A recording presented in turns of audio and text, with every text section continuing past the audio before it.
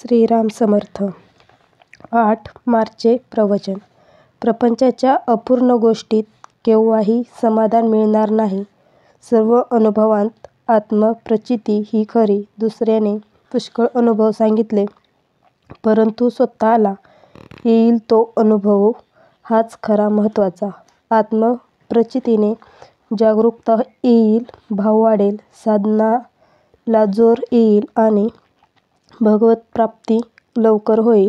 संतांनी पुष्कळ गोष्टी आजवर आपल्याला सांगितल्या, परंतु त्यांनी देव जसा हवासा वाटला तसा आपल्याला वाटतो का?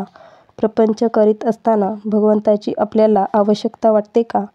आपण असा विचार करावा की आपण लहानाचे मोठे झालो, विद्या संपादन केली, नोकरी मिळाली, लग्न झाले, मुलेबाळे झाले, घरदार केले, परंतु आपल्याला अजून काहीतरी हवेसे वाटतेच आहे.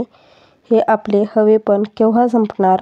आपण नोकरी करतो, कोणी वकिली, डॉक्टरकी नोकरी करणारा मालकाला आपल्याशिवाय दुसरा कोणी नोकर मिळणार नाही म्हणून काही नोकरी करीत नाही, किंवा अशिलाला कोणी दुसरा वकील मिळणार नाही म्हणून वकिली करीत नाही. म्हणजेच नोकरीवाला काय, डॉक्टर काय, वकील काय, कोणीही आपापले कर्म केवळ त्या कर्मासाठीच करीत नाही, तर त्यातून आपल्याला सुख मिळेल ह्या ईर्ष्येने तो ते करीत असतो. परंतु आपण पाहतोच की सर्व काही केले, आयुष्यही संपले तरी काहीतरी करण्याचे राहूनच जाते, त्याला पूर्णता येत नाही. एखादी गोष्ट आपल्याला मिळाली की आता ह्यापुढे काही करायचे उरले नाही असे काही वाटत नाही. आता काही एक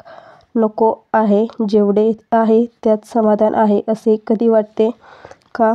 पुढे कसे होईल, हे सर्व टिकेल का, ह्यात आणखी भर कशी पडेल याची विवंचना कायमच. एखाद्याचे लग्न ठरले, ते झाले की आता प्रपंचाची काळजी मिटली असे वाटते का?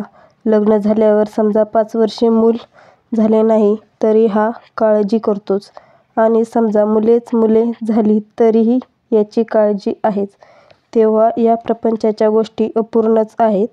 त्यातून समाधान लाभेल हे कसे शक्य आहे? ह्या गोष्टी एकातून एक निर्माण होणाऱ्या आहेत.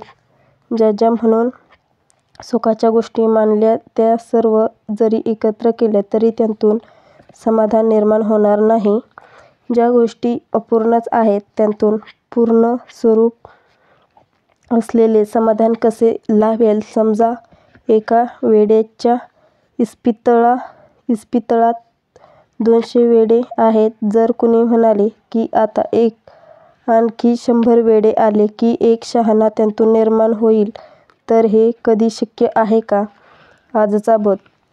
मनुष्याला किती असले म्हणजे पुरे होईल हे ठरलेले नाही आहे. त्या परिस्थितीमध्ये आपण समाधान मानले की जे आहे ते पुरेल.